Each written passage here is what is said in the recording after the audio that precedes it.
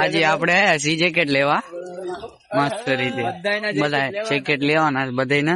આમ જો ખાલી તમે ટોળકું જો ને મસ્ત બધા જેકેટ ગમાડવી છે. જોઈશી જેકેટ બેકેટ કઈ ખારા હોય તો લેવી.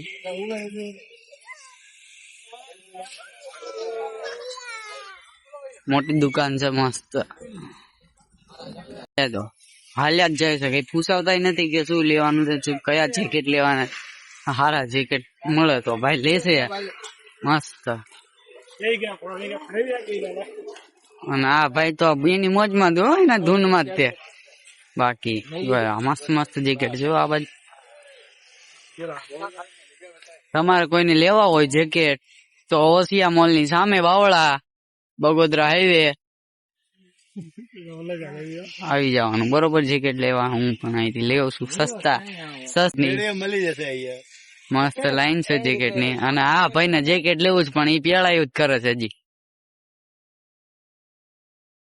તો હવે જોવી આપણે કયું ગમાડે છે જેકેટ. જેકેટ તો મસ્ત સારા સારા છે પણ ભાઈ ને કોઈ મન લાગતું નથી. રૂપેશભાઈ અમારે જોઈ મસ્ત. અને આ એનું છોકરું જોઈ લ્યો, આ રૂપલાન છોકરું હો ભાઈ. બ્લેક કલર નું કઢાયું છે હોડી. અને આ અમારો બાદશાહ. કેમ પણ શું કેવું તમારું? જેકેટ લઈ લીધી એમ ને, બીજું શું કેવાનું. મસ્ત જેકેટ છે અહીંયા સારા સારા. અને આ મૂડી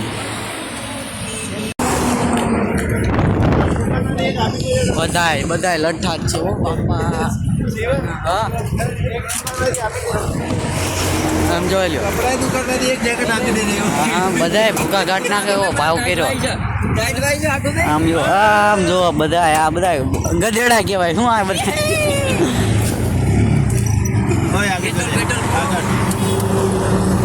આપણે કાંઈ લીધું નથી, ખાલી ટાઈમ પાસ કર્યો છે. આપણે લેવાનું હતું પણ એ ભાઈ સીધા 2500 પહોંચ્યા એટલે પછી આપણે કાંઈ લીધું નહીં. મેં કીધું કે ભાઈ થોડાક ઓછો કરો પણ એ માયનો નહીં એટલે ભાઈ જય સિયારામ કહી દીધું. અને આ ભાઈને ગમી ગયો તો અલ્યા ગમી ગયું હતું જેકેટ. અહીંયા વ્લોગ આપણે સમાપ્ત કરી ભાઈ.